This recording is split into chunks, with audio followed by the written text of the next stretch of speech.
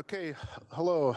This the mayor is running a little late, so I'm going to start the meeting for him. I'm going to call to order. Let's stand up for a flag salute.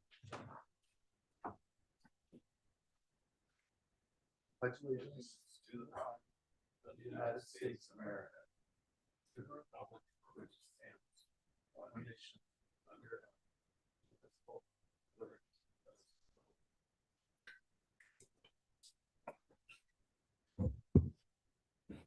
The Assembly of the City and Borough of Sitka would like to respectfully acknowledge the traditional first people of Sitka. With gratitude, we proceed on Tlingit Ani. Roll call. See, Mr. Mosher, Here. Mr. Pike, Here. Mr. Yestad, Here. Ms. Carlson, Here. Mr. Celine. Here. See, Mayor Eisenbeis is running a few minutes late and Mr. Christensen is absent this evening. Thank you, Sarah. Okay. Is there any correspondence or agenda changes? Okay, seeing none. We'll go to persons to be heard. This is for public participation and any item off the agenda. All public testimony is not to exceed 3 minutes for any individual. Public comments? Seeing none. Okay, we'll come back to the table. So now we're on to new business, item A.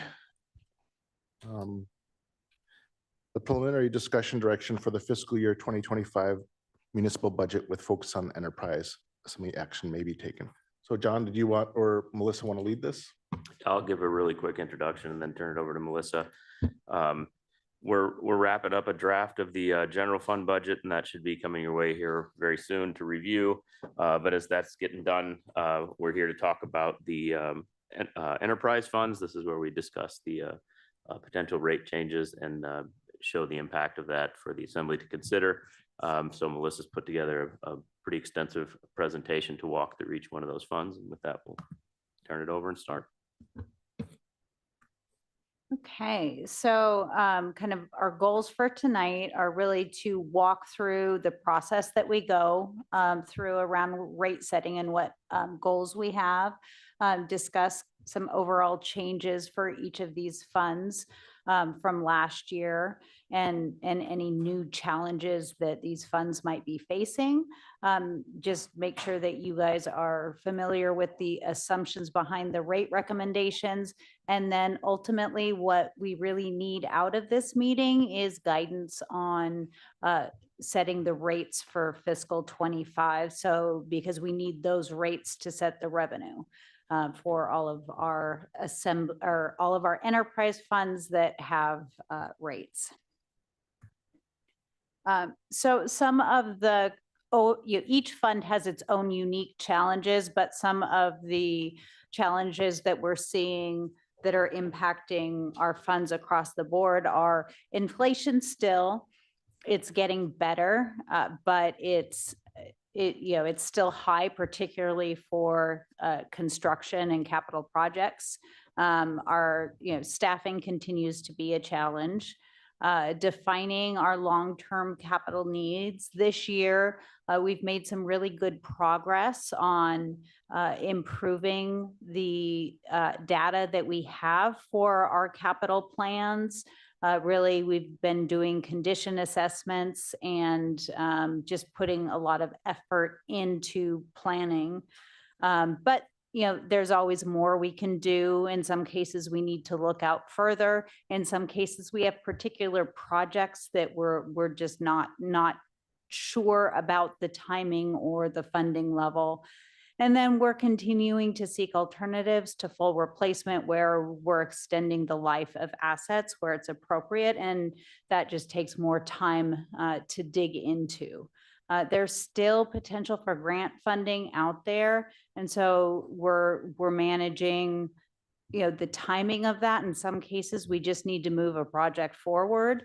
And then in some cases, if we have federal funding come in, that means we have a usually pretty tight timeline, and all of a sudden that project, which may not previously have been our highest priority, is going to have to be a very high priority. We also have mandated additions to our infrastructure that we have to do. Examples of that recently are the water filtration plant, the effluent disinfection for the wastewater treatment plant, the secondary treatment, FERC requirements for electric, and then recently the solid waste compaction. And then just, we're always balancing how to finance these projects. So we're looking, I think one thing as inflation increases, our debt burden actually becomes somewhat less. So that's one of the few positives to inflation. But we also have to balance the debt payments with the working capital, and then just really, it's hard to take on debt, but we have to look at, who is paying for tomorrow's infrastructure. And just before I go on, if at any point anyone has questions, just jump right in, and this can definitely be more of a conversation. So the process that we went through, and we've been going through for a number of years now, is we update our fiscal models. We update them with the actuals from the prior fiscal year, and then put in projections that have assumptions for inflation, and then, any changes to our capital plan. And we sit as a group, and we all sit for all of the funds. So we're kind of sharing the burden, and everyone's weighing in on all of the funds.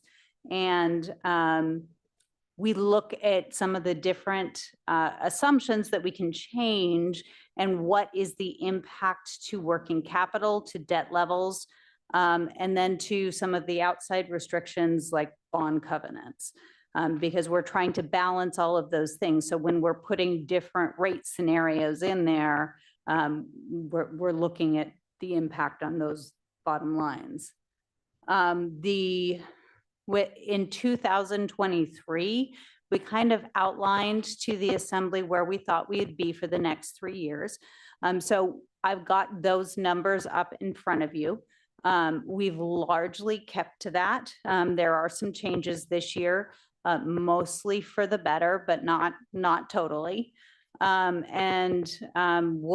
review what we had looked at before, any changes, and then the recommendations that we're making for fiscal 25. And again, we are just seeking guidance from the assembly, whether you want to go with our recommendation, make any changes so that we can get the revenue side into the budget to present the enterprise fund budgets to you.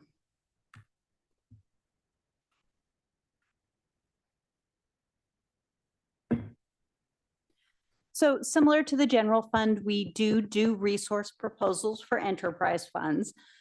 It's a little different with enterprise funds. A lot of what we would normally do in the general fund is a resource proposal. We have pretty substantial infrastructure projects that have project charters and are really capital projects. Those capital projects will come before you once the enterprise funds budgets have been published. So we'll talk about those. We're not really talking about those today. We're really focused more on the operational changes. There are quite a lot fewer with enterprise funds than general fund, because they have a pretty defined purpose, where the general fund's purpose is quite a bit bigger. So the biggest changes here, we have a number of fixed assets. Those hit the operating fund, but are similar to capital projects. So these are all items that are needed to keep our infrastructure going. But we have, which we've been looking at and thinking we might need for a number of years, a new position to help operate the new filtration plant. So the plant is fully up and running now, and the need to have someone, It wouldn't solely be, I don't believe, dedicated to the water plant, but the extra work that that puts on has kind of pushed that fund, stretched their staff very thin. John, a Um, question on that new position. How fully staffed is the water department right now? They're fully staffed. So under a fully staffed situation, they're still being spread thin and looking for a little bit more help. Thank you. I have another follow-up question on that. In the resource proposal, it said 2 of the 3 employees were going to retire within the next 5 years. Is this going to be a continuing position or just through that transition? I believe it's intended to be a continuing position. Under goal 5, we have also another FTE for the harbor fund. That is a maintenance position really focused on maintaining the harbor infrastructure.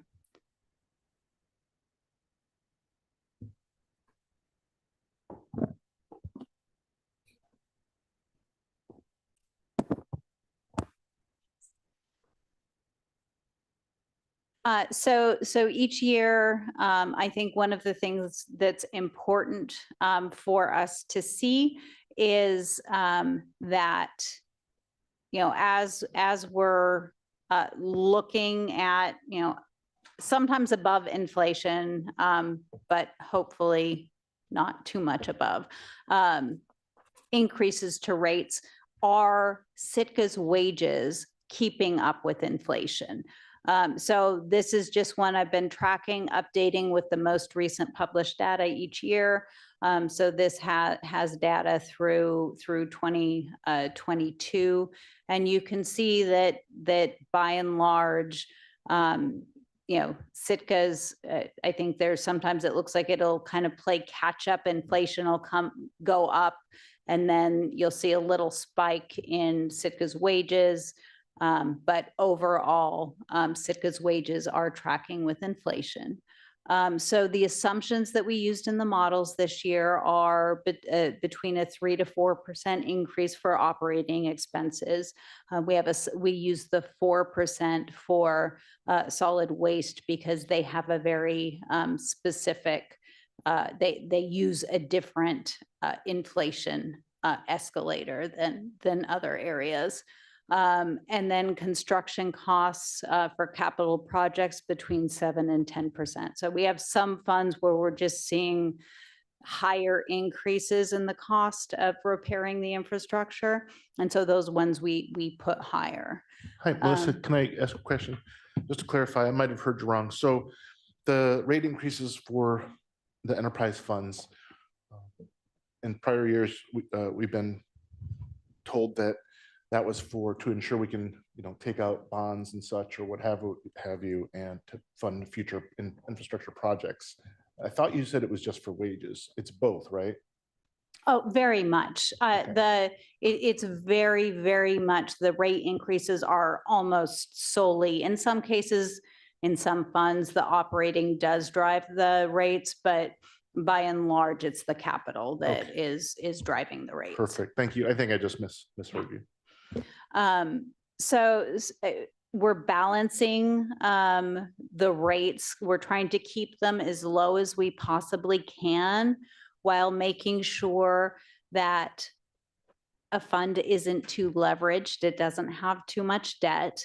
We're trying to keep debt service as a percentage of operating cash flow at a reasonable level. In some cases, that is defined by a bond covenant, but we want our funds making enough money that we can put funding into infrastructure. And then making sure that we have enough working capital, either to put funds into, you know, more infrastructure repair, or to be able to respond to a potential emergency.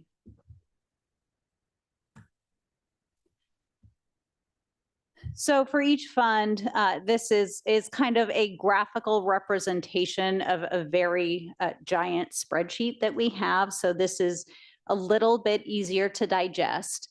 So this is electric, and we're seeing in electric, the staff at electric has put a great deal of effort into getting a comprehensive 10-year plan, and they're working on a longer-term plan. So my caveat here is that we don't have a robust 20-year plan. We do have some placeholders in there.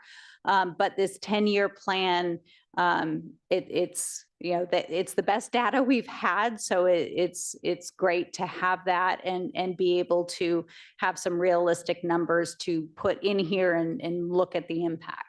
So I think, I feel I've been putting placeholders in for a few years, and I'm very happy to see on this that we're able to, over the next 10 years, keep paying down our debt without taking on new debt.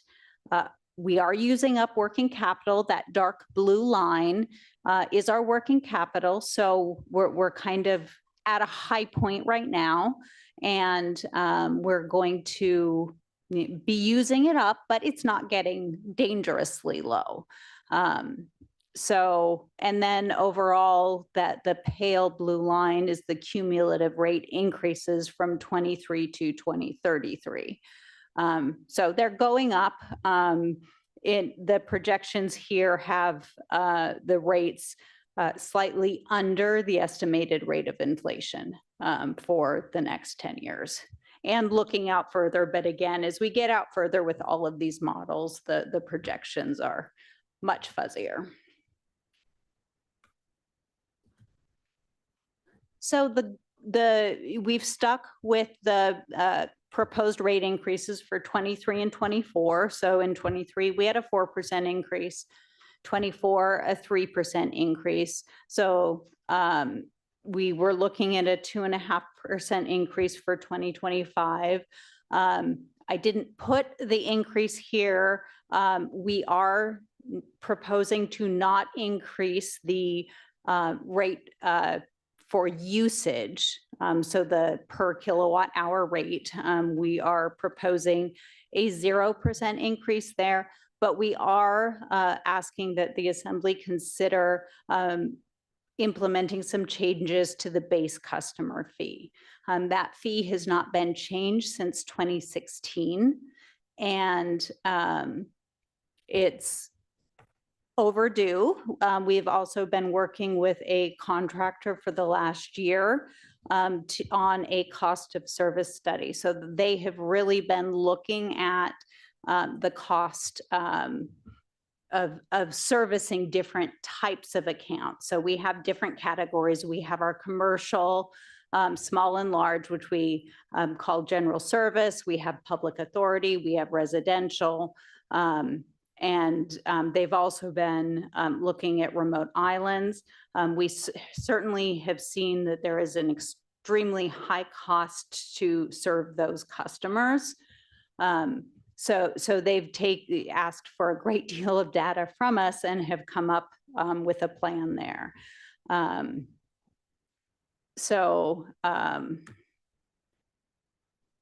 kind of go over why we would, some of the benefits to changing the customer charge. First of all, this charge is to recover cost for connection to the grid. So this, you're looking at meter operation, maintenance and replacement, meter reading, installation of the automatic meter readers, billing and customer service, service into the facilities, and then basic distribution. So again, 2016 was the last time these rates were changed. It might be easier to start incorporating that this year since there's no other change or no other increase.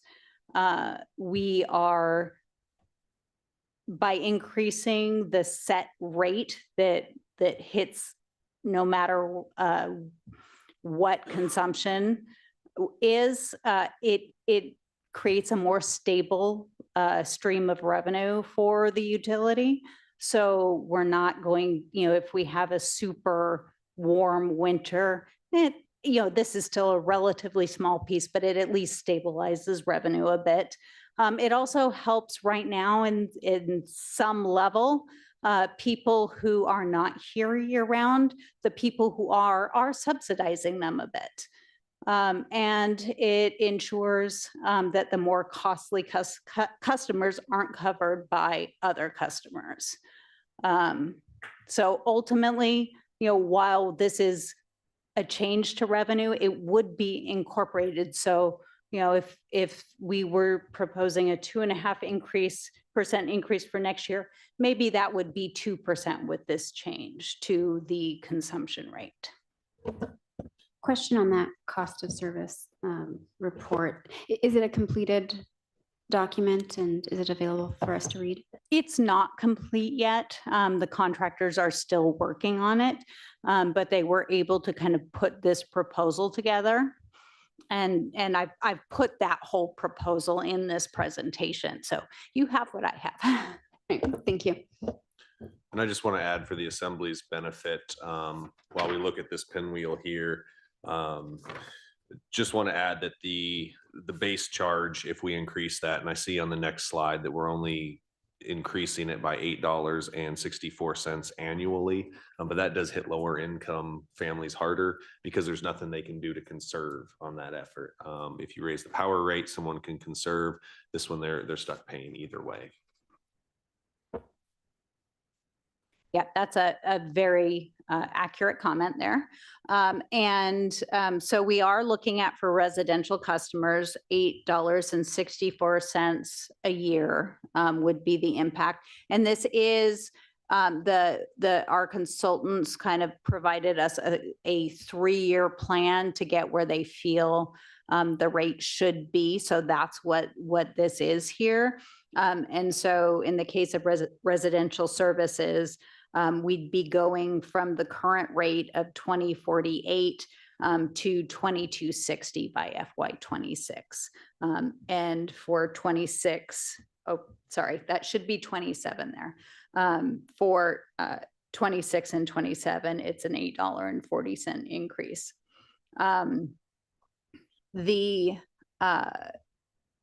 Like I mentioned, the remote island service is that right now, there's no separate category for remote island. They're either residential or general service, and they just happen to be on an island. So this would require setting a new rate, and any of those accounts that are on remote islands would be changed.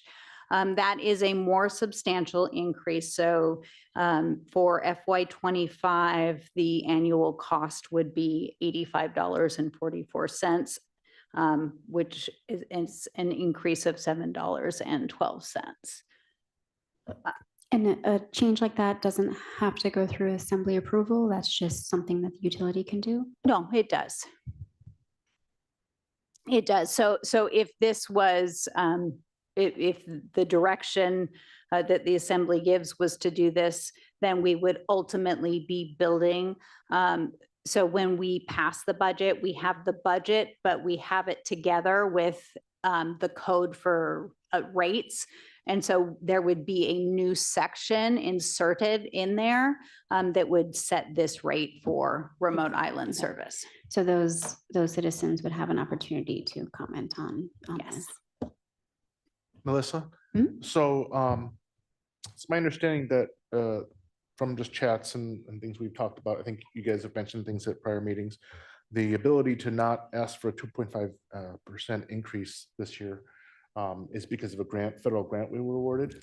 Yes, it's a slightly different flavor of federal funding. It's an incentive payment that really has no restrictions to it.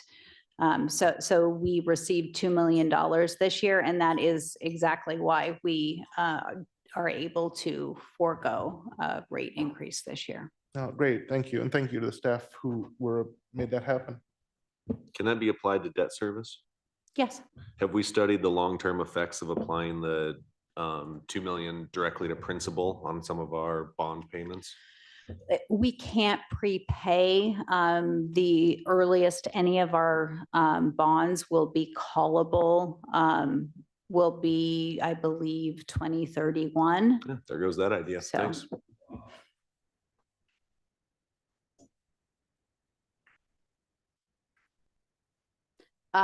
So moving down, we have the small general service. So this is the smaller commercial accounts. Those would increase by a monthly increase of $10.05. So 100, and I put household on these others, but it would be per business in this case. So $120.60 per business. The large general service, that was, I think the two largest gaps were the large general service and then interruptible services. So those ones have a much more substantial increase. And we have for those large businesses, an increase of $149 a month, $1,788 per year. For public authority. So that includes the city, because all of the city accounts get charged these as well. So the monthly increase would be $37.75, annual increase of $453. And then the interruptible services would go from $200 to $375, so a $175 monthly increase and $2,100 annual increase. Can you tell me a little more about this like 3-year structure to get to the target? Because it seems like most, if not all of the changes happening this year and then very small updates for 2026 and 2027. They're actually, they tried to keep them fairly even. So the intent was to, as much as possible, spread it over 3 years. So was there a specific one? I was looking at the kind of annual cost totals, and for a family, 85, 44, 85, 20, 85, 20. I guess those are just the increases. Yeah, for that would year? be the Okay. annual Annual increase Okay. there. Mhm. That is, okay, thank you. Then am I reading this correctly? And I'll use large general service because that's what I'm looking at now. In fiscal year 27, that would be $510 a month, Correct. $6,100 a year. Okay, thank you. And this is all, we came up with this through a rate study that we had. Cost of service study. So really digging into the different user groups. Does this kind of, I guess, comparing ourselves to other Southeast communities, does this get us up to par, or kind of where do we compare if we went with this proposal? I don't think we've looked at this comparison. There's good data out there for the cost per kilowatt hour. Yeah. And I've kind of run comparisons on that before, which we tend to be lower, at least in the state. Overall, especially like I've compared with municipally owned hydro, kind of where do we fall in there? Yeah. And that tends to be lower than other categories. But I have not seen data on the actual customer fees, so I'm not Okay. sure. Can you give me a rough understanding of the, what is a small general service and then what bumps you up to large? A small general service is going to be, one of the businesses on Lincoln Street. Our seafood processors are going to be the large general service. So they're the very high consumption. So are we kind of expecting that this type of increase is going to take place of rate increases into the future?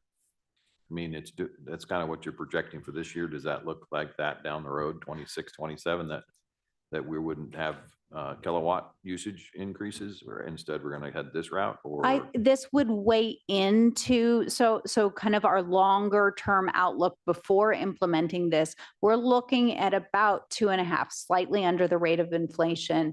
With this built in, that should come down. Assuming everything else stays the same, because this will weigh into the revenue projections and create a need for less revenue to be derived from the consumption portion of the fee. So it's just, I mean, so is it, I mean, is it just semantics? I mean, are we moving money from one place to the other, I guess? We You know, and are, I'm but just we're. trying to explain it, to someone who asked me this question. Sure. We're trying to make sure that the customers who cost more to serve are paying for that. So like you can see that boat service, there is no change. Because the cost of servicing those accounts they determined was appropriate. But the cost of servicing the interruptible or the general service was pretty low. And so essentially some of these others that have a lower increase here are to an extent subsidizing those others. We're reaching the end of our rate survey, is that right? I mean, our rate study, so it was a 3-year projection from 23 to now, basically, or 20, whatever. And so do we have another one of those underway to figure out going forward from here, like the projections for rates going into the future? Because I mean, what you're showing us is that we got this 2.5 from something we did a few years ago. So are we on the next few years to go? Well, the 2.5 is the overall need for increase. This, will impact that. I would imagine that once we get to the FY27 numbers, we'd probably let it ride for a bit because we've made the adjustments to make sure that the different groups are at an appropriate level. And then I think very likely this cost of service study is something that should be done periodically. And probably, it's been almost 10 years since these were adjusted.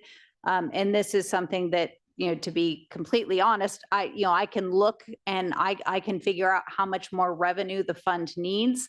I don't have the time or expertise to do this kind of analysis. So that's where this is very valuable. And that's part of the reason that we haven't made any increases to these is because we don't have the in-house expertise. So I think bringing this on and just making sure it doesn't get too stale is very important.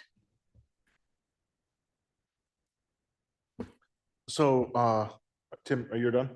Okay, thank you. I see this as being a beneficial long-term thing because of the very thing that you said. Because in the past, basically, people who service is a lot more expensive has been subsidized in part by other ratepayers whose service and delivery is not as expensive. However, I think the concern that I'm at least picking up is, we have a grant, which is wonderful to help us this year, but is this going to be a situation where, okay, we don't have an electrical usage rate increase, but we're starting these, and then next year there's concern that we have this permanently because it's a more permanent thing. Then on top of that, we'll have like an increase and, like a regular increase to the usage to the same degree as we have in the past. But it sounds like from what you're saying is this should even out. So we shouldn't have, if we do this base increase changes, we shouldn't have to, in the long run, have to increase the usage as much over time. Correct. And if we approve this year, or is this a 3-year approval that we're approving for the next 3 years, or is We'd this be gonna coming back. end up being an annual approval? We would be discussing this through 2027. So it'd be part of this presentation for the next few years.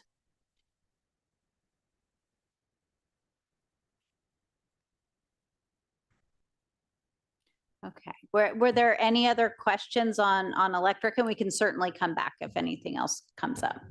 The only thing I would say is encourage, if we do choose to go this way, that as it's implemented, that we, do public outreach to let people understand and know what is happening. So that there's clarity of what this means. Yeah. Melissa, do you know how many remote service islands there are? Like what percentage of? It's, I mean, I can tell you the list is about that long on Excel. I don't know how many, my screen can be pretty small at times. So we have a number of them. And it is very expensive to maintain the lines out there.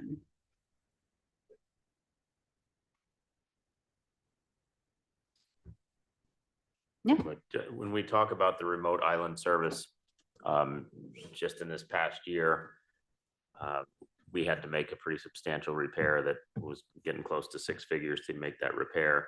And looking at that user's account, we took their lifetime payment into the utility rates, and even their lifetime payments over X number of years came to about $40,000. But we still had to spend close to, if not over, $100,000 for a repair to that one property. Okay, so moving on to the water fund, and the water fund kind of got to be distinguished by being one of the more challenging ones this year. There's always one. Last year it was harbors. This year it's not, which is great. I'm glad it's not the same one year after year. But this one kind of running through the models, kind of looking at the assumptions. It's very challenging. So you can see our debt is not going the same direction as electric, and it is growing. And we are also, our working capital levels are going down. And you also have to factor in here, this is working capital and future dollars. So, that kind of makes that 2034 number even lower.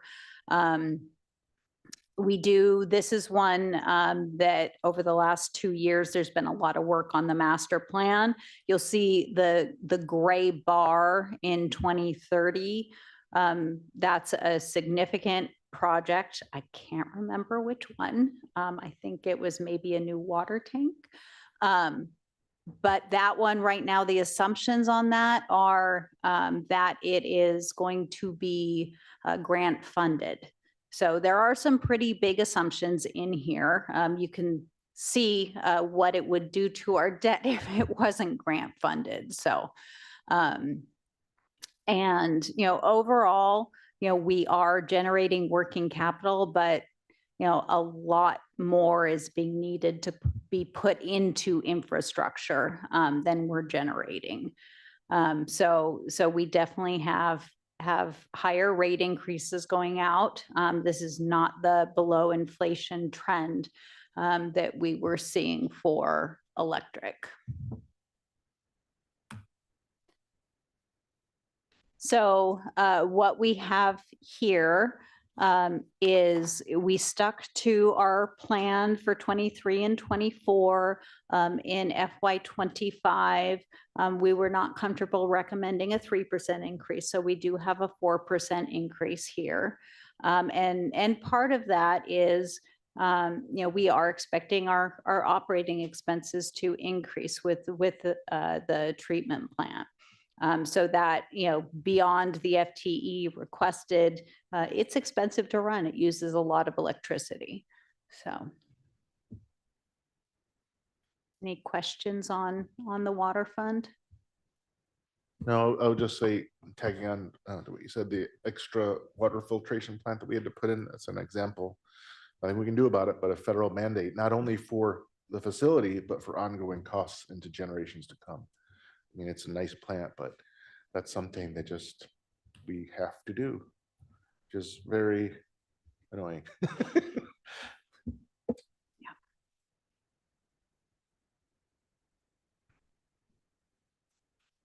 Okay, and next we have the wastewater fund, which is a very similar picture to what we're seeing for the water fund. The bigger kind of driving factor here is the other unfunded mandate, which is the secondary treatment for our waste that's dispersed. So again, we've got above inflation rates for the foreseeable future, using up pretty much every bit of working capital that we have, either paying operating debt service and putting what little we can into the projects, but relying heavily on the low interest DEC loans. I should mention that with the DEC loans, DEC did recently adjust their formula. Sometimes when they have extra funding, they'll kind of just essentially turn a portion of your loan into a grant, which is kind of an accounting nightmare, but we're happy to do that work. And they, I think, they phased it out after 2017 because we were kind of not rural enough, and they have updated their model. So that may be more of a possibility. So if that does start happening, that could help this picture. We certainly haven't heard anything on that yet. So this fund has some of the higher rates. We did feel that we could come down a bit from the 8.25 that we were expecting for FY25, and so we're proposing a 7.5% increase. We just came to the assembly this month with a request for additional loan funding for the Thompson Lift Station. Beyond that, we are not asking for new loans for FY25. And then the rates do start to come down from this level, but they're still higher than inflation. So this is the one fund that I don't feel comfortable going along with the proposed recommendation. I like some of the other ones when we're jumping or bumping down the rate increase. But when you look at the previous slide, this fund is not healthy. And it continues to be not healthy for a substantial amount of time. So if 3 years ago we anticipated 8.25, that's where I'm leaning on this fund until we can get a little bit more health back into it. It hurts more, obviously. It's not fun, but we can't spill wastewater either. And I think we're borderline at that point with this fund. That capital project in 2025, is that the unfunded mandate? Yes, it is. And are we looking at grants, or are we just kind of thinking that's not a thing? We are, I believe it's one of our legislative priorities. So we're definitely going to, but at the same time, we have to start moving forward because there is a limited amount of time that we have to get it in place. We've even tried back in DC to get rules and regulations changed. We've tried at the state level to get rules and regulations changed. And we haven't been hit with a brick wall, but it was pretty unmovable. One of those large capital projects, like the waterfront, years out, like 2030, is a significantly different situation than next year. And looking at a rate decrease for something just as somewhat significant as the visual graphics show. Yeah, that's a tough one. I don't know tonight what my thought is, but that's a harder one for me to think on. And I would add that, I think you're seeing it here where we did some higher rate increases for some of these funds. And if we're able to, we can always go with a lower rate increase. It always, when you run what your rate is 10 years out, if you do a higher one earlier, your rate further out always ends up being lower. So.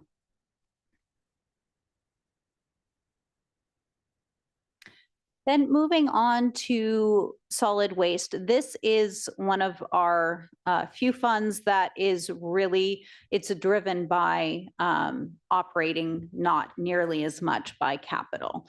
We do have more capital involved in the project now that we have our new compactor up and running. It's been running really since August of this year, and we're getting the operations nailed down and kind of getting the contractual agreements with all of our different contractors nailed down. And we are looking at, we don't have a real detailed sense, but we are seeing our operating costs going down. So we were comfortable presenting a 4% increase for this year. It's possible that it could be, lower next year. And then the other thing that we did want to bring up with the assembly that could potentially be coming to the assembly before the budget process, if not with the budget process, is putting in place a fee for waste oil pickup from businesses, because that's a need. It's something we're doing. And we just need to make sure that those costs are covered. Can you explain that one a little bit more? Is that fryer oil? Is that, It's all Motor different, oil. motor, fryer, I think. can we do that for free? Yes. I'm okay with charging for a service. I would definitely consider it. My only concern is, but if it's that we would not start really high, we start kind of low, because you run the risk of people, just like if you charge too much for car disposal, we're going to start ending up on the side in the woods. So I would think we would want to be really careful and measured with how we did that. Yeah, and we're just at the beginning of analyzing what those expenses are. So, In my experience, it's about half and half if a municipality pays or charges for that. Generally, you see closer to major waterways is where it's not charged. In the middle of the country is where it is charged, because the risk of dumping it and becoming wastewater and going to our oceans and streams is kind of water source dependent. Little. I waver on my previous comments. well, and we have the all of the waste oil collection areas at the harbors. So if someone wants to dump it, there is that place. But if someone wants us to come pick it up for them, that's what we're looking for to recoup those costs. That makes sense.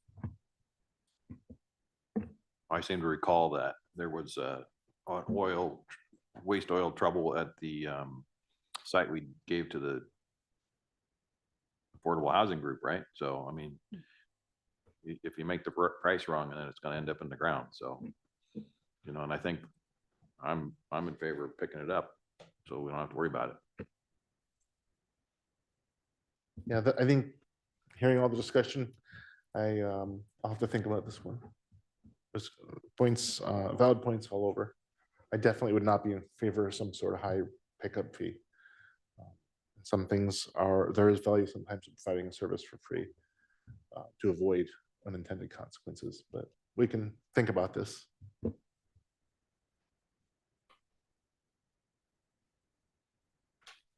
Okay, and then looking out at the Harbor Fund.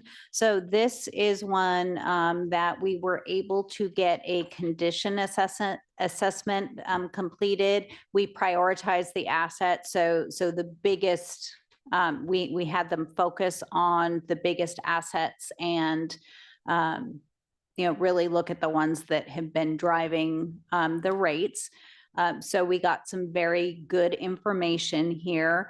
We also are seeing stronger revenues. I think in 23, we're coming off the pandemic, some pretty low revenue years. And we also are working on a rate study here that would really help target the rate. So I just want to kind of mention that the 4% is the overall increase that we're looking at, but it might be less for some types of users, and it might be more for other types of users. So that's what the consultants that we're working with on this one are really focusing on, is the different user groups. We have commercial fishermen who also pay raw fish tax, 100% of which goes into the Harbor Fund. So they're taking into account kind of the whole big picture. So again, we don't have that. It's definitely not ready right now. We did bring this to the Port and Harbor Commission with this exact same information. And they did, I believe unanimously, recommend the 4% increase. And part of this too is, we were able to get some, Elias and Harbor has been driving the rates here. And so we were able to get some very valuable information. It looks like we have longer life left in the pilings. And we think we're going to be able to, and we're actually going to be working on getting some better numbers on what needs to be put into the floats and the electrical systems in Eliason to help, because right now the floats were proposed to have 8 to 10 years of life left, where the pilings have 23 years of life left. And so trying to bring those floats closer to the life of the pilings, and that really helps the financial condition of the fund. The engineers and the harbor masters seem to think that's doable. So that's why you have the 4% here. Well, Stan's gonna get a maintenance guy with a screwdriver. We can get 20 years out of it. Exactly. No big That's deal. what's solving the problem here. And also, since he's here, I'll poke at him again. Does this rate increase have any rates for our work float? That's one of the things it's underway. That's one of they're considering all of the assets of the harbor. That would So be great. Thank you.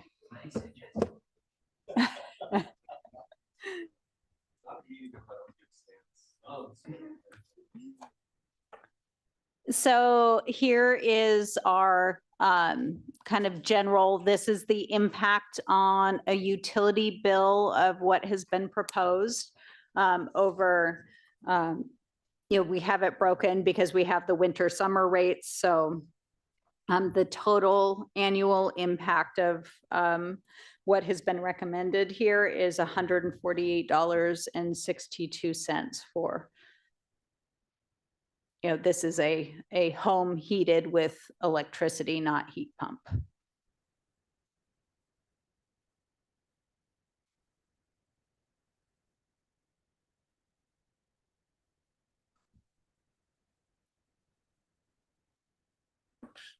Do you think the next time we talk about this, we could get one of these for commercial estimate, or is that too difficult because commercial amounts vary so widely?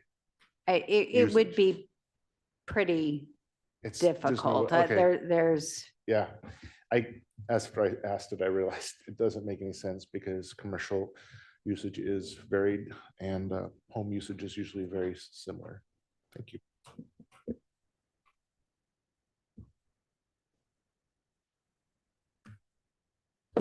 I know it's gonna be a top of your head type thing, but are we looking at about another $150 impact annually next year for residents?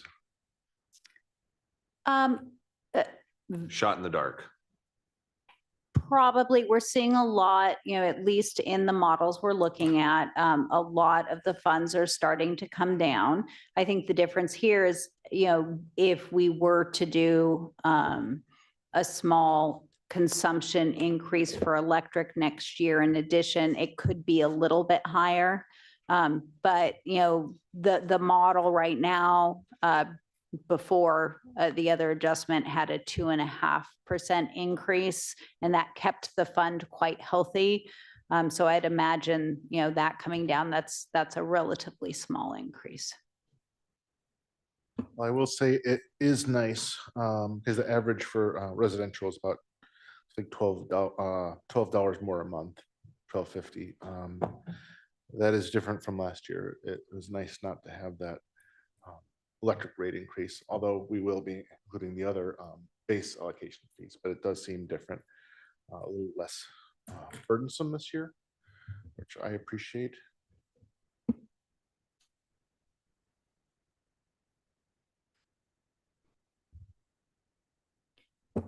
So John, it was indicated that this meeting was kind of more going over the operational side and that the resource proposals, while included, were kind of a separate. Did you anticipate going over those at a separate meeting, or do we talk about those now? What's your preference on that?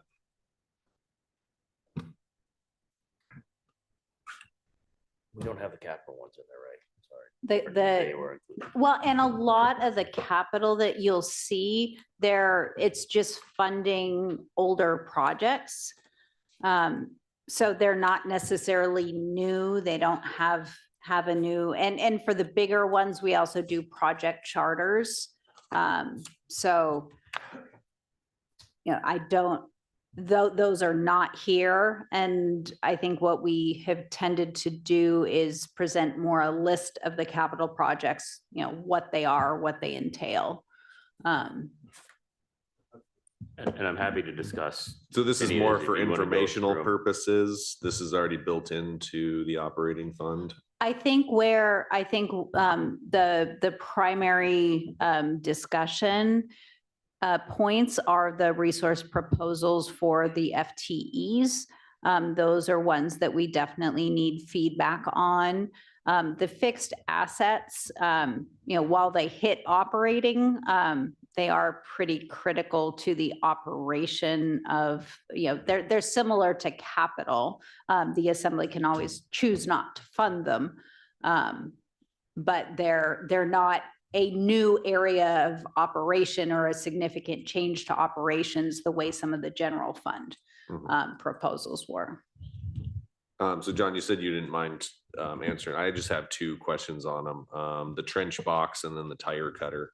So how often is this trench box going to be used, and what do we do now in place of having that?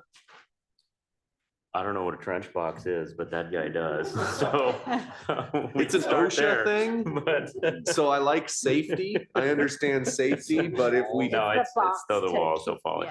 yeah. And while Ron's coming up here, I do want to address the tire cutter issue. We have a backlog of, is it 8 years or so of tires that we need to get disposed of? And so that 100% answers my question, because my question is, what is done now? I don't know if you've ever seen The Simpsons. They have a eternal tire fire. Can we get that going? Would that pass Bree and the Sustainability Commission?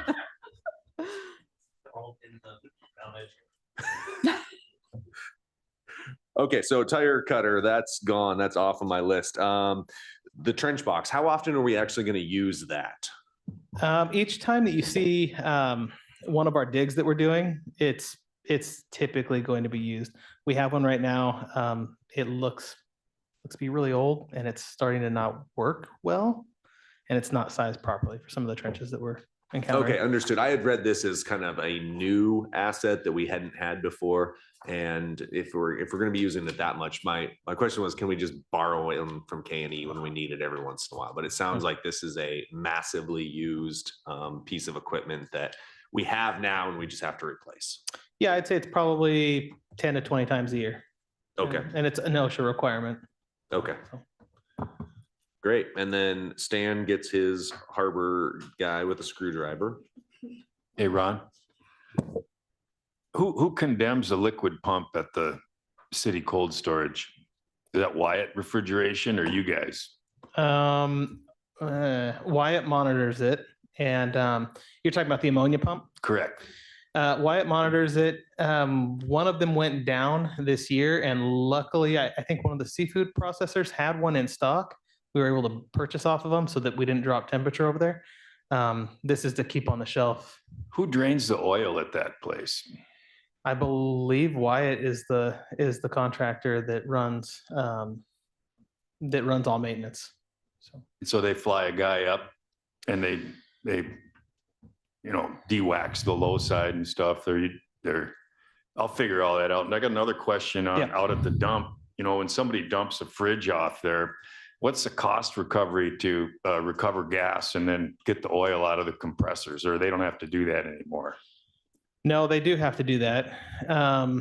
Our supervisor out there has special licensing to do that and to make sure that we're handling it correctly. I don't know what the cost what the Would, cost. you know, recovery is. like, cause I've always thought that, you know, everybody gets to bring chemicals and all kinds of stuff for sale into town, but then there's no, you know, to prevent somebody from just snipping their gas and telling the guys at the dump that the compressor's empty and then just take it away rather than, you know, like if there was a fee up front of when you buy a fridge in town that you got a deal that takes care of shit or throwing it away. Right. Yeah, I've seen models like that before. We don't have something like that. Thank you.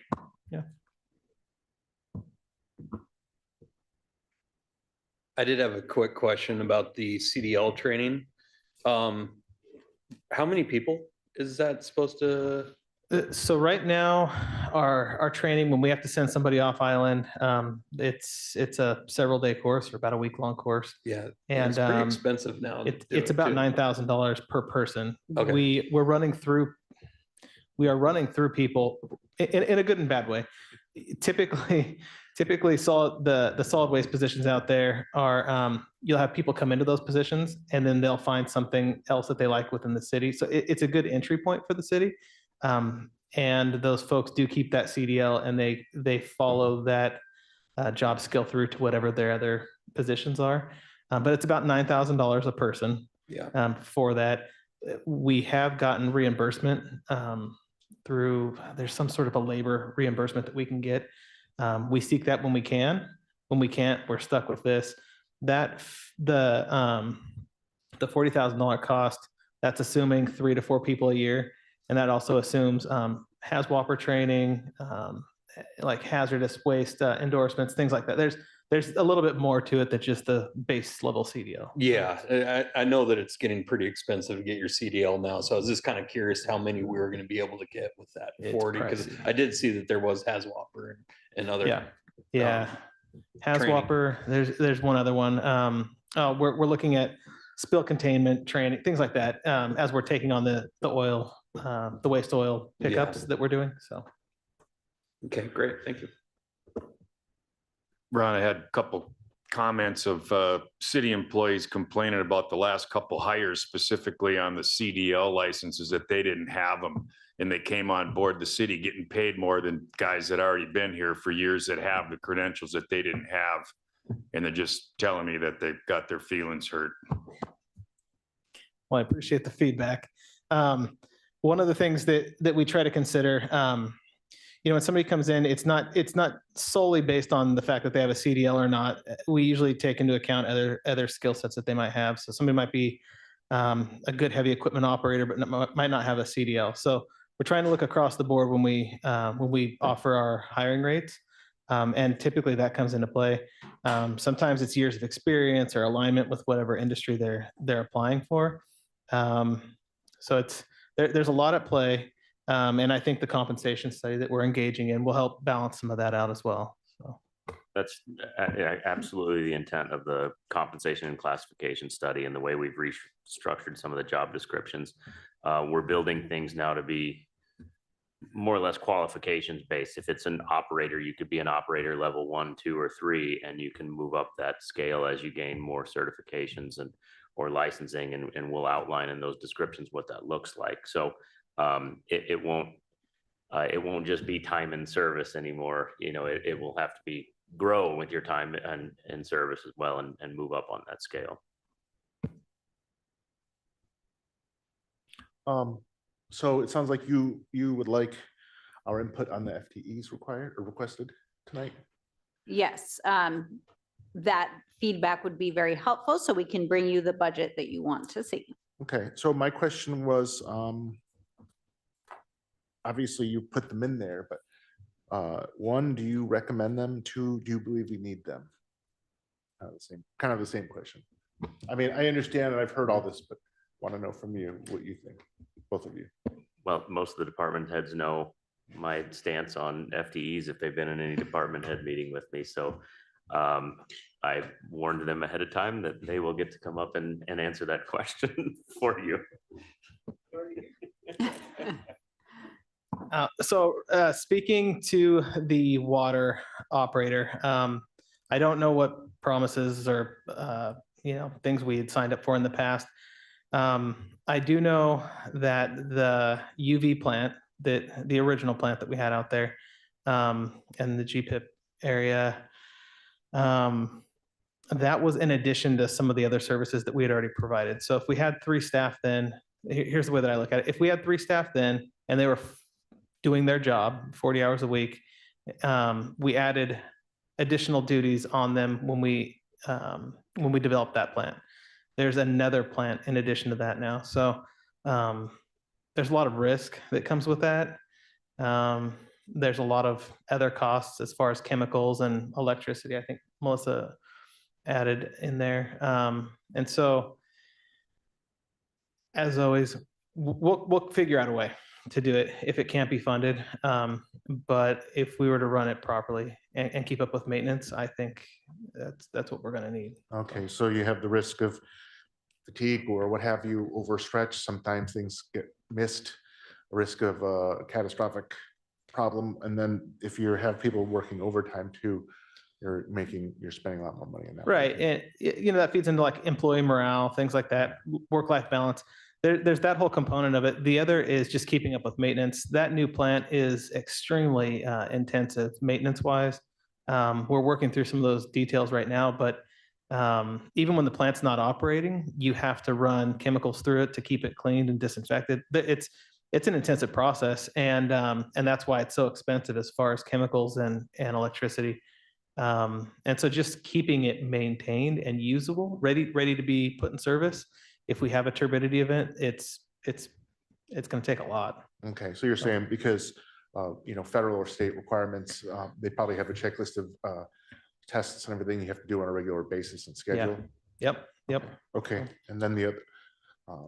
And I just on this one really quickly add that, Shiloh, I think would have been thrilled to have had this position last year. And I talked to her about it and she was, she was kind of on the fence about whether or not to push it last year. And it's been on the horizon for a while, and that's before the plant was fully up and running. So I think now that it's there. And if this was to come out, we would have to increase the OT. So even if we took out this 121, it would be a smaller net savings. Yeah, I guess this one's just a little bit hard for me because having followed this process throughout the assembly, I never expected to have an FTE right now. I think it would have been easier for me if we planned on this when we built the plant and we built that into the budget previously, but this was always touted as a kind of sit there, leave it alone. We only run it when we need it. Costs are going to be minimal type plant. So now to see an FTE associated with this, I believe it's inevitable.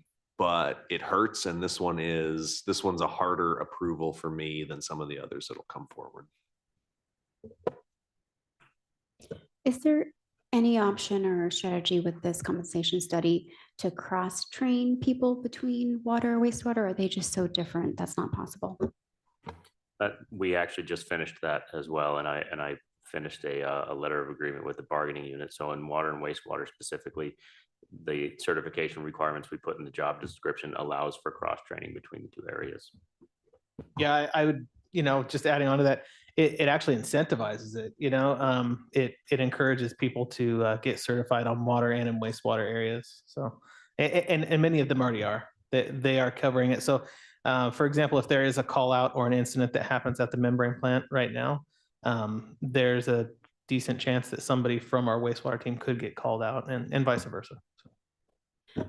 That helps me get more comfortable with this number and looking at, within 5 years, 2 of your 3 were going to retire. So that redundancy is key with something like very technical, somewhat potentially finicky, new systems, to have that kind of institutional knowledge there to transmit to the future.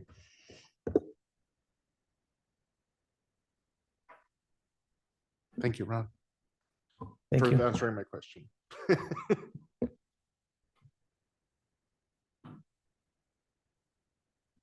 Yeah, if you want to. Stan, can you come up and explain the FTE for your harbor fund? The Not dude with the harbor fund, screwdriver. yours. We got this. Basically, it's the same question.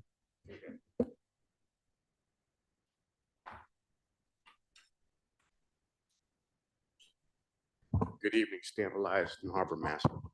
So we've got approximately 11.5 miles of infrastructure, which is under wear and tear 24/7.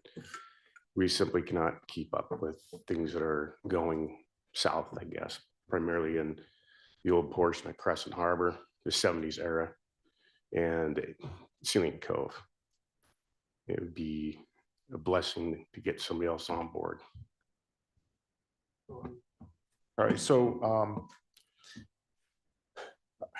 I'm inferring based on just chats we've had in the past or just people have talked about that there are maybe things that have not been taken care of in the past that need to be done. Like, is there you're saying a backlog? Yeah, absolutely. But we do things in priority, of course. So are there things that like just have not gotten to it all that or probably should be done or? Oh, absolutely. Yeah. In fact, with this last windstorm, we had one finger float in Sealing Cove and one down here in Crescent Harbor fail. And we just haven't had the opportunity to get down there and do our repairs to it, or even determine if we have to bring a contractor in. We just got so much stuff going on. Okay, and then the overtime thing, do you folks have to do overtime, a lot of overtime because of the lack of having an extra person? Not really. You're not sure or no? No. Okay. We bring on a lot of temp workers to help with maintenance in the summer periods when they're able to get some of that work done. But so then if we hire a lot of temps in the summer, can't we just hire a couple more? I'm just. Oh, no, asking absolutely. questions. Yeah. But you're saying we need a full-time one benefited so that we have someone who can look at the bigger picture and tackle everything? I just need an extra hand, whether it's FTE or somebody that's willing to come back. I've just worked, seasonally, or not seasonally, but unbenefited, I guess. Okay, those are my questions. Stan, would it be possible for the aviators to get some material and fix different ramps down there at the airplane float themselves, like instead of having you guys do it? I don't think that would be allowable due to insurance reasons, but Well, like, that one, they pay like $9,600 a year for that with all the combined guys there. And they'd be willing to volunteer to, because your workload's so heavy duty that they're there every day and, sign a waiver like riding the mechanical bull and I'm gonna, fix the float. I'd like to see that. However, I'm sure there's some restrictions on that. Is it our, sorry. Go ahead, please. Is it our maintenance staff that when we have to take possession of a boat, are they the ones who are depolluting it and going through all the stages of prepping it for disposal? That's correct. Okay. This is one position that I'm strongly in favor of. I've actually, I guess, silently kind of questioned the level of maintenance we've done for a while in order to offset some of these large harbor replacement projects that we have looming. Because I'm a believer in good maintenance is going to increase the lifespan of those and push those projects out quite a bit. So I do see the wear and tear on our harbor system. It's a rough environment in the saltwater. Having 11 miles of area for one person to maintain. If we change that back into roads, we're not going to give 11 miles worth of road to one person to maintain, which I think actually gets a little less wear and tear. So I'm strongly in favor of this, mainly due to what I believe is going to be an offsetting cost in the future without imminent massive harbor replacement projects. Was the Port and Harbor Commission aware of this FTE request when they said 4% increase? No, they weren't. Okay. With this FTE, I'd be interested in looking at how to make that work. I did factor the FTE into the fiscal model. So the 4% is good on your side with the FTE, and then Port and Harbor's approved the 4%. And the same for water. So we're looking at, kind of worst case scenario on the operating side. Thank you. So Thank you, Stan, for answering my questions. I feel like you guys need direction, or you need each of our inputs, so I'm gonna give you mine. Um, First, I'll say, it's hard because I feel like I'm going back on some of the things I always thought I would be against. Sometimes I feel like I set out at being the assembly, like I was gonna do all these things, and as you get in there and you realize what's necessary, you have to change your mind if you understand more. And I definitely agree. I believe that these are needed and we should fund them. The one concern too is going to be filling them. I think that might even be a greater concern than funding it, because we might not have people to do it. But given that there's going to be some people retiring in the next couple of years too, it'll be good to have some people have some time to be trained. But at the end of the day, the one for water, I think there's no way around it, because federal requirements, it's kind of the same vein that Stephen was saying for harbors. We can't stretch our people so far that we miss out on maintaining. And I completely agree with Stephen on the harbors. If we don't maintain these things, it'll be more expensive in the long run, and we have to take care of what we have. So I support both positions. Thank you. Comments/questions on this harbor. Is there some cross-training potential just to have maybe a security backup in the summertime? Or is that just a completely different role? That would be a completely different role. Okay. I think I'd add that having specific temps dedicated to security makes it also really easy to get that reimbursed as well. So That's a key component. Thank you.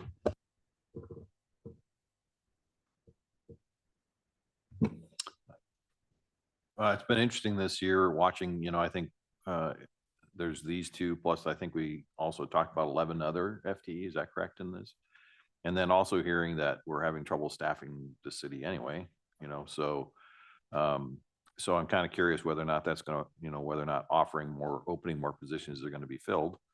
And these two positions, maintenance positions, I think are really important. And I think, as was what Stephen said, I think we've been behind on our harbor maintenance for a while in terms of having effort at it. Or we're going to hire a lot of contractors, which can be a little more expensive than in-house. So I'm in favor of these two, but I am becoming more uneasy as we add more and more people to this process, because they have long-term implications. Unless we're going to start talking about training people up for the people who are retiring, I think, there's some movement there. But I'm not going to be too excited about any more requests like this, I guess. And how many new hires put strain on human resources? And we need to have another FTE to cover the additional workers at the city. I'm sorry, I was answering a question. Can you ask that again? So if we're looking at 13 new hires with this year's budget, at what point does that put too much of a stress as our current human resources department to do all of the kind of monthly, yearly management of staff? I don't think, other than the recruitment piece of it for the initial hires, I don't believe it's going to really tax the department much. And that department, although there's a position vacant right now, that department has also been boosted up a little bit over the years, and they've been given some more tools to make the job a little more efficient over there. So I don't foresee any issues with HR. I do want to address the issue of the staffing and the vacancies we have now. I mentioned the climate survey results in one of our previous sessions, and it was very clear. I want to say it was around 60 some odd % of the community, and I'd have to go back or not the community, the city employees feel that that they don't have the resources to complete their job, meaning help, and the comments show that. So I always fear that we'll get in that cycle of need people, but we can't get people. And then the ones that are staying, they feel burnt out. So we're trying hard to find that balance. And I know my comment was tongue in cheek when I said department heads are going to have to come up here, and it's a bit of a joke because we do in department head meetings, I say regularly, I better not see any FTE requests this year, but I still get them. And they always come forward with the best of intentions. And that's why we're talking about it here tonight. I guess I'll speak to some of this FTEs. I'm generally not a huge fan of adding FTEs because it's just additional reoccurring cost. I know I've been asking for a while now to extend the service life of our harbors. So, and that's what we're doing. And I think this is kind of what I get for that. Because to do that, we do need better maintenance. So, yeah. I do agree that we need this. I know when we are maintaining, especially our docks, it is a multi-person job almost every time. Stan, do you think that this will help us not having to hire other contractors to come and do some of these maintenance projects that we have done in the harbors? Absolutely. Okay. I mean, I think just in that kind of helps me because I know that we have had to go outside of our employees to get some maintenance projects done. So I'm on board. I mean, I've been asking for this basically, and this is kind of the result of that is an FTE. I know our water FTE. Yeah, I mean, I'm kind of in the same thought of Kevin that, with this other plant coming online, it's just an unfortunate circumstance of that. I am concerned that we are about to have a few of our employees retiring here soon with not much succession coming up behind them. That really concerns me. I've actually been able to work with our water guys over the years, and we have really great employees in that department, and it is going to be a big loss when they do retire. So if this is how we're going to get the succession of replacing these good guys, I think it's what we got to do. Yeah, in general, I don't like doing this, but these are a couple that I can get behind. So yeah, that's my feelings.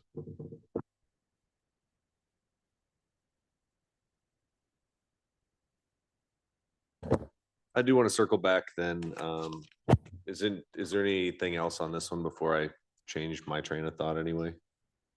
I want to circle back to our wastewater fund then, and my thought of going back to an 8.25% rate increase. I really don't say that lightly, because I think every one of us who's sitting here right now has talked about lowering rates or not increasing rates. But I look at that. Melissa, could you show us the previous slide with when I look at this slide, there's a lot of indicators of a fund that is very much not healthy and one small incident away from being completely insolvent, having to borrow from the general fund. And I don't feel comfortable going forward with that. Right now, I'd rather take a little bit bigger bite and stop some of the rate increases in the future and hopefully level this fund out a little bit, as opposed to continuing to push it down for later generations. It's going to hurt now. It's not pleasant. And I appreciate staff for looking at ways to try and bring all of our overall rate increases down. $150 a year increase is going to be hard for some at this point overall. So this is only going to add to that, but I have a really hard time going forward with a fund that is so close to the balance right now. It could fall over real fast and need a lot of influx from working capital. So what would be the monthly cost differential between 7 and 8.25%?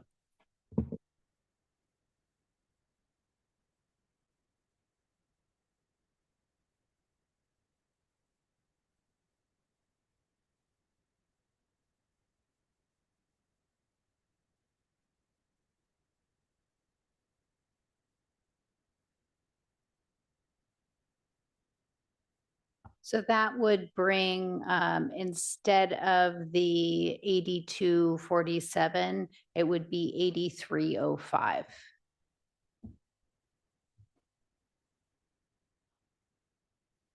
So 50 cents.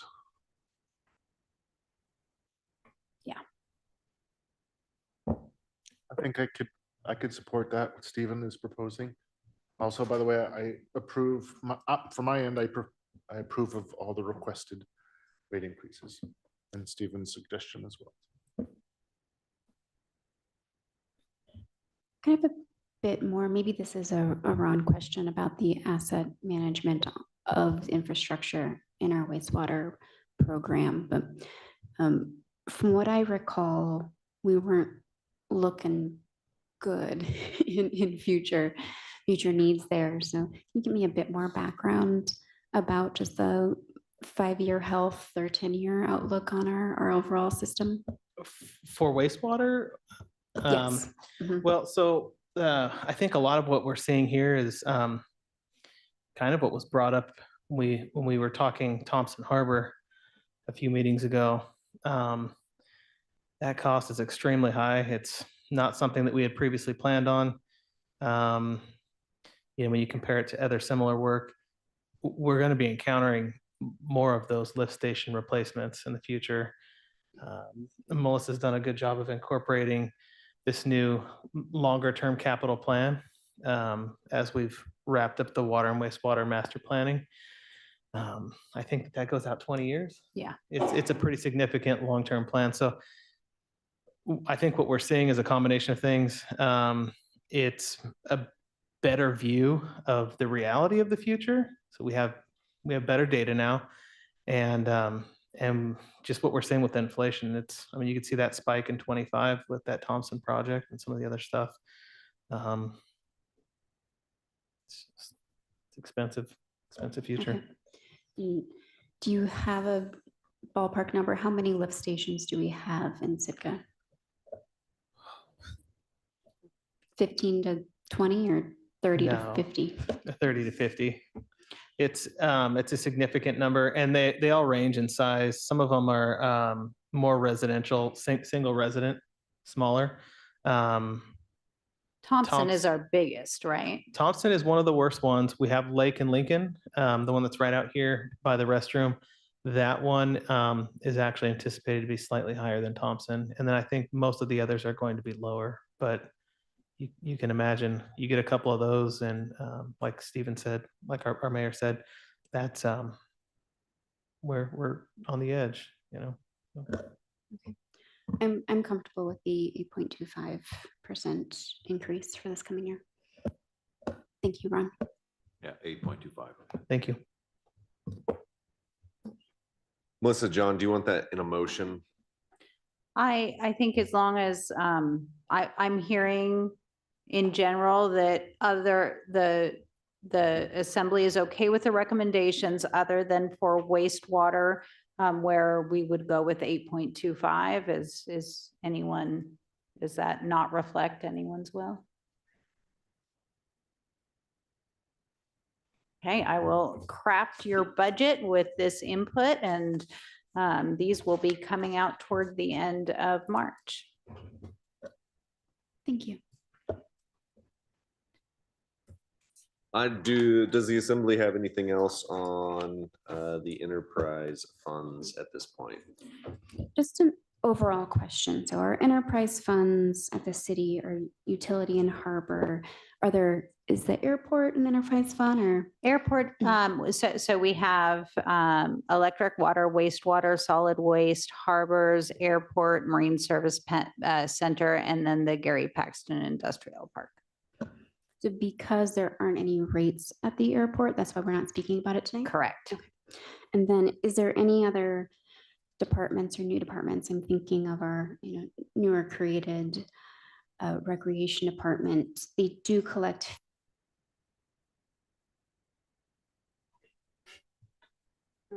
Considered a rate. Oh, I'm back. Okay. Is that a scheme or a thought that's been discussed internally for it to become an enterprise fund? Or? No, at this point, I think the intent of it is more of a community service. There are rates to offset the cost. I don't think that there's an intent to, I think reduce cost and get as much revenue in as we can, but it's not like the enterprise funds where the goal is to break even. Thank you. I was just kind of curious on if there was a trajectory there. Then if we do move towards, I guess, additional structures with the airport and, a per passenger fee or something, would that be considered a rate and then become part of the discussion tonight? No, that should be in a lease agreement with the operators. But you will, any lease that's developed will come before the assembly. And we will definitely discuss, the revenue in and out. But we don't have the same kind of fiscal model. And in the airport, there's never going to be an intent with the airport to structure fees to replace the new $40 million terminal. Yeah. That would be something that we would, very likely be relying on future grant funding for significant repairs or a different approach. So. Okay, that's helpful because it seems like things just kind of grow and I'm wanting to know where the line was going to be. So thank you.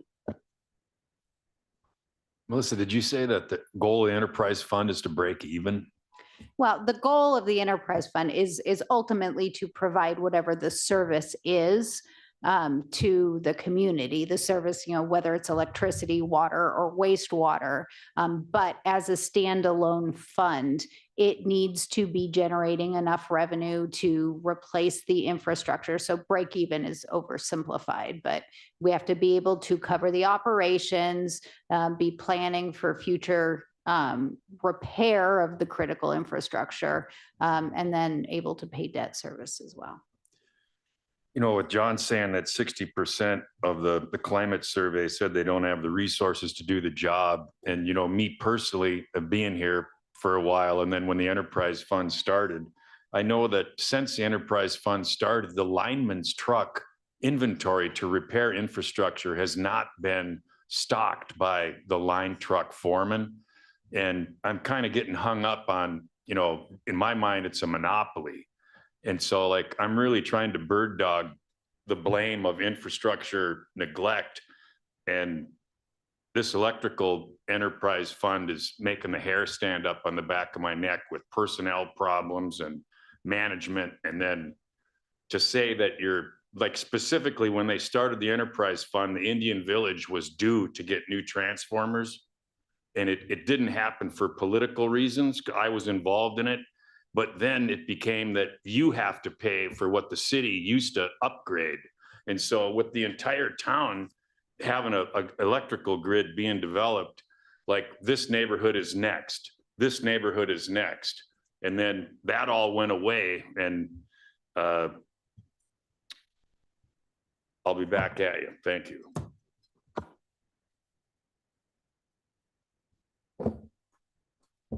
Does the assembly have anything further on our first item A, enterprise funds?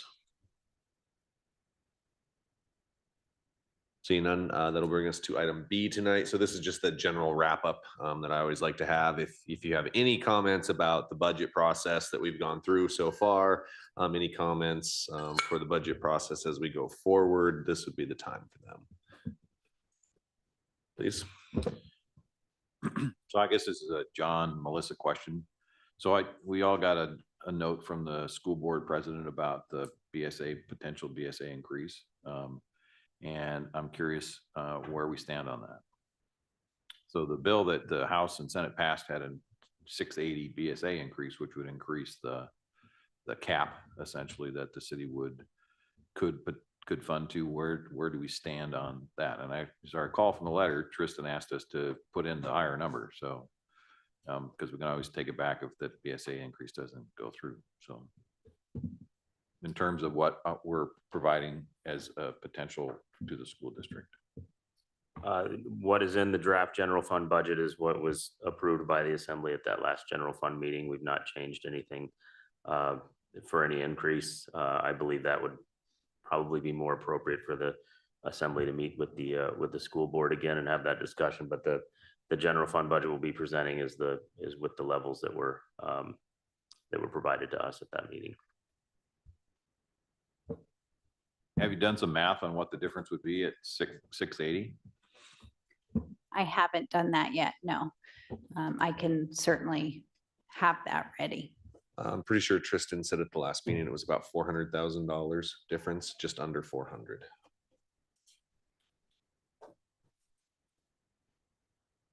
Yeah, I wrote down a note at a 680 BSA, it was a $400,000 cap increase. And I'm pretty confident in saying now that the draft of the general fund budget, and I promise you'll get it soon. We're still gonna have some work to do here at the table. We're looking at a deficit budget, not one that it doesn't make me uncomfortable right now. Because when we presented the general fund budget, pretty much everything went in there. There wasn't any discussion to peel anything back. So there's still a lot of opportunities there. But I just want to put that forward right now with what we talked about. It's already looking like a deficit budget. So we'd have to take that into consideration with any change to the school funding. Great, we'll peel it back right away. The fire chief doesn't get his 4 positions and now we're not in a deficit anymore. You're here, we get to pick on you. Thank you for being here, by the way. When do we get a look at that general fund budget? Tomorrow. Yeah, You're gonna it'll email go it to out us? tomorrow. Okay, thank you. Light weekend reading.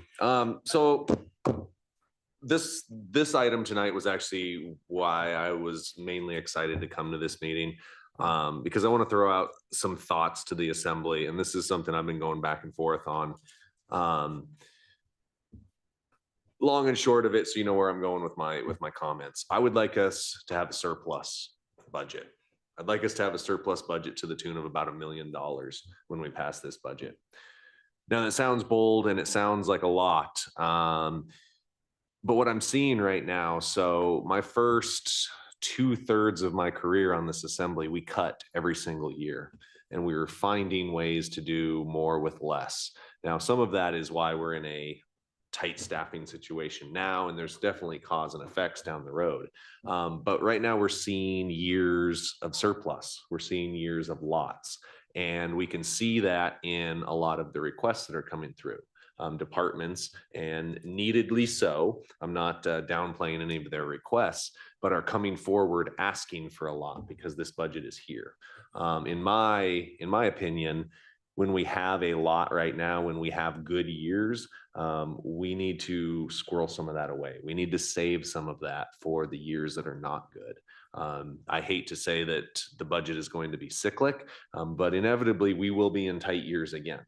And I don't want us to get in a massive habit right now of spending every single dime and then moving on to the next year and spending every single dime. Government is typically pretty good at that. We're able to find needs, and in a lot of cases, it's even just responding to community requests. It's getting Parks and Rec going back up again. So a lot of these expenditures aren't necessarily from department heads or from this table, but from the community telling us that that's what they want to do with their money. So I think it's a large ask, especially if we're going to be receiving a deficit budget tomorrow, but My goal as I look forward to this, I want a surplus. I want to be able to put some away. And even if that does go straight into the infrastructure sinking fund, at least we're reinvesting back into our infrastructure, and we're not putting it into new programs. We're maintaining what we have now, and we're working on that. So that's what I'm going to be looking at as I look through this budget. Is everything is great and I want more and new and shiny and better, but I really want to maintain what we have now. And I want to maintain a level that we can continue forward on. And I just fear if we get addicted to a certain level, when the slim years come, it's going to hurt a lot more. And we're going to be back at this table cutting and cutting and cutting again. So that's kind of where I'm headed. I'm going to be looking at everything somewhat skeptically. I'm going to be asking for justifications for all of it. And if those justifications don't quite fit, I may be asking to pull them out of the budget. So as I go forward anyway, that's how I'm going to be looking at this. Stephen, I'm glad you said that. I don't know if we'll be able to do 1 million, but that is a high ask, but I would prefer to run a either break even or surplus budget, because we do need to invest for the future. I don't know where we're going to make those cuts in it, because I want to do everything. You know what I mean? I want to give all these services and these increases, but we're going to have to make some. What I'm saying is you hit the nail on the head, and that we have to be mindful of possible years ahead that are not so good financially with the money coming in. We have to be prepared and be mindful of that. So I know this sounds like I'm contradicting myself. I want everything that's in the budget, but I also want a surplus. So I think the budget discussions coming up are going to be very, aren't going to be a once over. We'll have some deep discussions about these things, because we're going to have to, if we at least don't want a deficit, we're going to have to find out the biggest value and maximize that. So those are my thoughts now. Thank you. I think that's why we've started presenting things last year and this year with those resource proposals. And as much information that we provide in there is to help this body make that decision. You know, if you read through those, it says, what is the cost of scaling this? What are the risks if we do this or don't do this? So those resource proposals are pretty much anything that was above and beyond the status quo of what we have already done, you know, establishing that baseline of services. So that's, if that's the goal, if that's the intent to go towards a surplus or a break even or whatever level, that's where me or any one of my staff would be happy to come up here and talk through any of those resource proposals and what that means for doing it or not doing it. I got a question. Are you guys talking about cutting the budget to come up with $1 million? Where I'm going with it is like the vote to put $300 on everybody's utility. Does that not count in this? Like, as far as it coming in from tax revenue? And then, you know, am I making sense? Are you going to minimize this budget and have $1 million surplus for a rainy day? Or is that $1 million surplus, could it have been, instead of giving everybody $300 on their utility? Yeah, I want to minimize some of the new requests in this next budget, so that we do end up with a surplus at the end of the year. Thankfully, Melissa uses fairly conservative estimates in revenue. I believe strongly that that's the way to go. So there may be a surplus in excess, but the long and short of it is, I'm going to look very carefully at every resource proposal and every FTE that's come forward to make sure that it's justified, and that it's that there is a reason that I can stand in CMART and talk to everybody about and tell them that this is why we're spending the amount of money on it that we are. So I'd like to lower some of that, as if we were in a tight budget year. You know, if we didn't have a larger anticipation of revenue this year, if it was like 3 or 4 years ago, we wouldn't be doing this. So just because the revenue is there, I don't think that the expenditures have to match. And just for the record, I'm not, other members are free to do it, but will not be bringing forward that ordinance again next year to do the 300. That was a one-time thing. Thank you.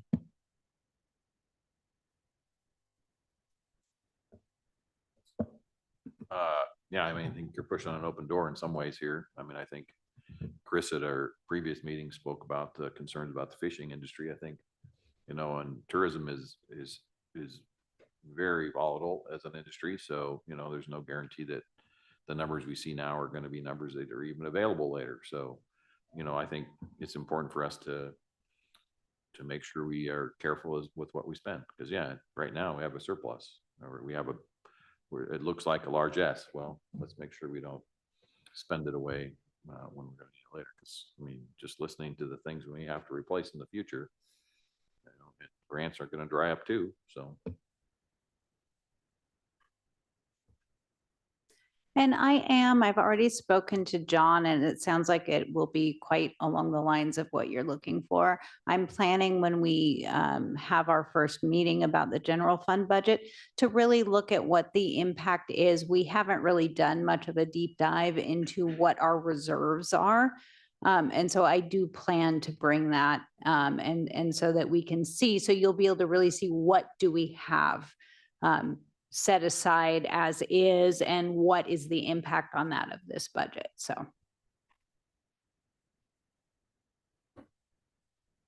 To completely change direction from this conversation.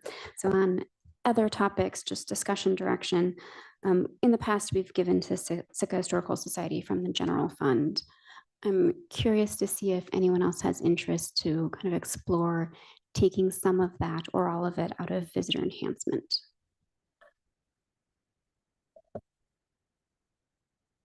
We'll let you know more after March 7th. Yeah, yeah. I had never even considered that. It's the first time I've ever heard it. I'm not, just hearing it right now, I'm not against it. I would have to think about that.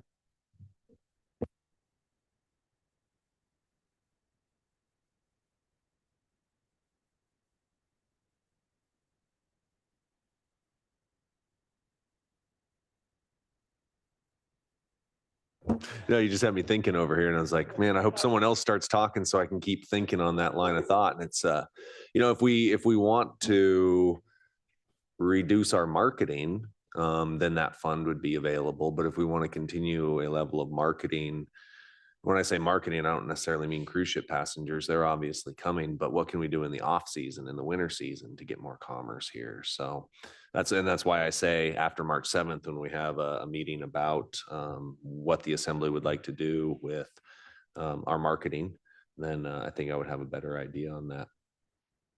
I was considering, I'm not sure what their enrollment or involvement is now, but Alaska Day, 4th of July, they're a major kind of festival promoter in town, which is kind of key for people coming and staying and participating in our activities.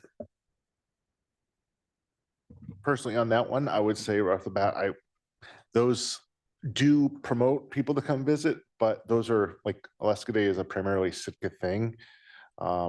And 4th of July is you know, everybody loves it, 4th of July. So I don't know if I would feel comfortable off the bat, but trying to take that from visitor enhancement fund, but you know, we'll see.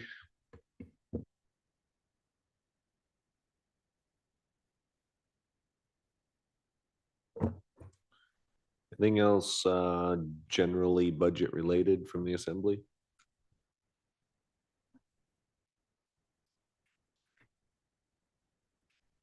Well, if there's no, actually, we need to have a persons to be heard.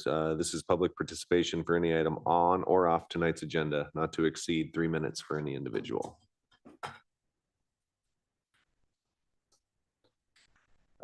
Seeing none, that would bring us to adjournment. Motion to adjourn. Second. All those in favor say aye. Any opposed? Thank you, everyone, and